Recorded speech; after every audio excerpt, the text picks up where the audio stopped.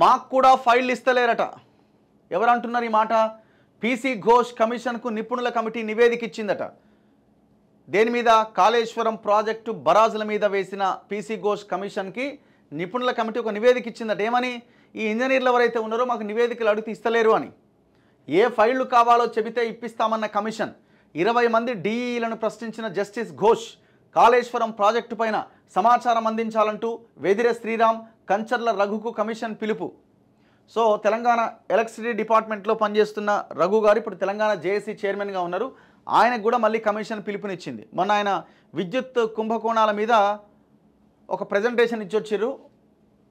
ఇప్పుడు ఈ కాళేశ్వరం మీద కూడా, ఎందుకంటే వాళ్ళు చాలా పెద్ద ఎత్తున దీని మీద రీసెర్చ్ చేశారు. కాళేశ్వరం ప్రాజెక్టు కట్టకంటే ముందే వాళ్ళకు పుస్తకాన్ని రిలీజ్ చేశారు. ఈ కాళేశ్వరం ప్రాజెక్ట్ అనేది ఇది ఎత్తిపోతల కాదు, ఇది తిప్పిపోతల.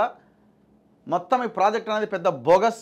ఇది కడితే కనుక ఇది వైట్ ఎలిఫెంట్గా మారుతుందని కట్టక ముందే వీళ్ళు పెద్ద రీసెర్చ్ చేశారు. మల్లన్న సాగర్ భూకంప జోన్లో ఉంది అని కట్టక ముందే చెప్పారు వీళ్ళు, బిఫోరే. సో ఇప్పుడు వాళ్ళ దగ్గర నుంచి రిపోర్ట్ అడుగుతున్నారు. అండ్ వెదిరే శ్రీరామ్ గారు, ఆయన కూడా రీసెంట్గా కూడా ఎలక్షన్స్కి ముందు ఆయన కూడా ఈ విషయంలో పవర్ పాయింట్ ప్రజెంటేషన్ ఇవ్వడం జరిగింది. ఇందులో నేనేమంటున్నా అంటే, ఈ విచారణ ఎంతవరకు ముందడుగు పడుతుంది అనడానికి చాలా అనుమానాలు ఉన్నాయి. ఇందులో మెయిన్ పిల్లర్గా మెగా కృష్ణారెడ్డి ఉన్నాడు. ఒక్కసారి వార్త చూద్దాము. మరి ఫైల్ ఎందుకు ఇస్తలేరండి? అంటే ఎంత అహంకారం! గవర్నమెంట్ ఎవరిదున్నది?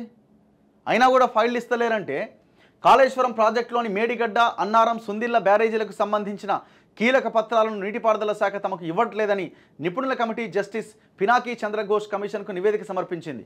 ఈ పరిస్థితుల్లో బ్యారేజీల వైఫల్యానికి కారణాలపైన తమ అభిప్రాయం తెలిపే అవకాశం లేదని కమిటీ చేతులెత్తేసిందట. ఆయా బ్యారేజీలపైన విచారణ జరుపుతున్న కమిషన్కు సహాయం చేయడానికి మాజీ ప్రొఫెసర్ సిబి కామేశ్వరరావు నేతృత్వంలో నిపుణుల కమిటీ నియమించిన విషయం తెలిసిందే. అంటే కమిషన్కి సహాయం చేయడానికి కమిషన్ వేసిన కమిటీ అన్నమాట ఇది. కమిషన్ ఆదేశాలతో కమిటీ పలువురు అధికారులను పిలిచి ప్రశ్నించింది. అయితే బ్యారేజీల డిజైన్లు, డ్రాయింగ్లు, టెక్నికల్ అనుమతులు, ఇతర అంశాలకు సంబంధించిన ఫైళ్లు పరిశీలిస్తామని అడగ్గా నీటిపారుదల శాఖ అనుమతించలేదని కమిటీ నివేదించింది. ఏ ఫైళ్లు పరిశీలించాలనుకుంటున్నారో ఆ వివరాలు ఇస్తే నీటిపారుదల శాఖకు లేఖ రాస్తామని కమిషన్ తెలిపినట్టుగా సమాచారం. ఆ ఫైళ్లు అందిన తర్వాతే బ్యారేజీల వైఫల్యంపైన నివేదిక సమర్పించాలని ఆదేశించినట్టుగా తెలిసింది. కీలక అధికారులు కోటరీగా ఏర్పడి కమిషన్తో పాటు జాతీయ ఆనకట్టల భద్రతా సంస్థ, ఏది national dam safety authority, vigilance and ఎన్ఫోర్స్మెంట్కు సమాచారం ఇవ్వరాదని నిర్ణయించడం పైన జస్టిస్ పీసీ ఘోష్ మండిపడ్డ సంగతి తెలిసిందే. అంటే ఎంత బలుపీలకి! ఈ కీలకమైన అధికారులంతా ఎవరు? కేటీఆర్ బ్యాచ్. మరి ఈ కేటీఆర్ బ్యాచ్ని రేవంత్ రెడ్డి ప్రభుత్వం ఎందుకు ప్రోత్సహిస్తున్నది? లేదు, మెగా కృష్ణారెడ్డి ఉన్నాడు ఇందులో, ఈ విచారణ ఇట్లనే జరగాలి అని రేవంత్ రెడ్డి గవర్నమెంట్ ఏమైనా అనుకుంటున్నదా? ఏమైనా మీరు అనుకుంటున్నారా? ఎవరికి బ్యాడ్ నేమ్ వస్తుంది? ఇడా కేసీఆర్ అదే పని చేస్తాడు, ఆ విచారణ జరగకుండానే చూసుకుంటాడు. అదే ప్లాన్లో ఆయన ఉన్నాడు ఒక బ్యాచ్ని పెట్టి. మరి మీరెందుకు ఇట్లాంటి అధికారులను ఎంకరేజ్ చేస్తున్నారు? మేము ఆన్ ఫస్ట్ డే చెప్పినాం, కాళేశ్వరంలో మా రిటైర్డ్ ఆఫీసర్ వాడు ఎవడు ఉండే కదా, మురళీధర్ రావు ఎవడు ఉంటే, తీసేయండి బాబు, ఇది పెద్ద కోవర్ట్ బ్యాచ్, ఇది అన్యాయంగా మిమ్మల్ని ఇరికిస్తాడని అంటే ఇరికిచ్చిండు అడ్డంగా. ఇరికిచ్చిన తర్వాత అసెంబ్లీలో భట్టి విక్రమార్క లేచి నిలబడి, మీ ఓడే, అందుకే మేము పంపించేసినాం, నాకు వ్యతిరేకంగా పనిచేసినా. మేము ముందు నుంచి చెప్పినాం కదా. నలుగురు మంత్రులు పొలవమని తీసుకుపోయి ఆయనని ఫ్లైట్లు ఎక్కించుకొని పోయి ఆడ పవర్ పాయింట్ ప్రజెంటేషన్ ఇప్పించుకున్నారు. ఏడా మేడిగడ్డ దగ్గర. ఆనాడే మేము చెప్పినాం, ఇది అంతా ఏదో జరుగుతున్నది, మీరు అడ్డంగా ఇరిక్కపోతారని. ఇంకా ఆ బ్యాచ్ ఉన్నది. మరి ఇంత అహంకారంతో వీళ్ళు పనిచేస్తున్నప్పుడు ఎందుకు ఉంచుతున్నారు? వీళ్ళు ఎందుకు పక్కన పెట్టుకుంటున్నారు వీళ్ళని?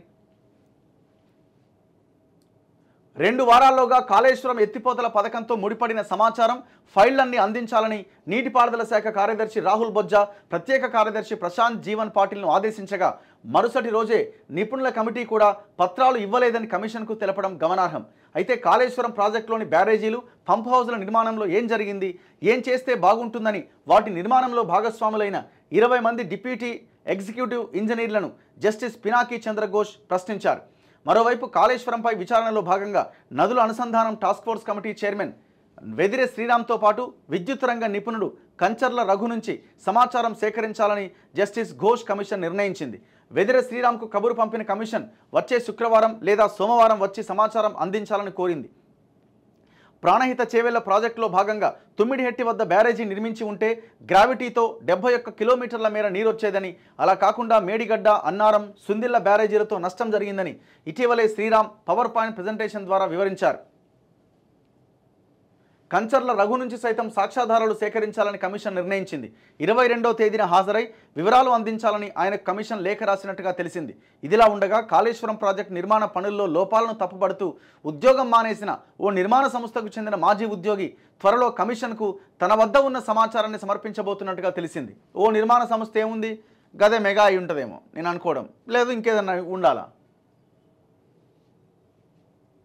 చాలా పెద్ద ఇది అందుకే అంటున్నా కదా నేను, ఈ విచారణ అడుగు ముందుకు పడాలంటే పరిపాలించే రేవంత్ రెడ్డి దీని మీద ప్రధానంగా ఫోకస్ చేసి ఎంతవరకు వచ్చింది అంటేనే అది అడుగు ముందుకు పడుతుంది. అరే ఆఫీసర్లు గవర్నమెంట్ మీది వాళ్ళు ఇన్ఫర్మేషన్ ఇవ్వట్లేదంటే ఏ ధైర్యం, ఎక్కడి నుంచి వచ్చింది ధైర్యం చెప్పండి.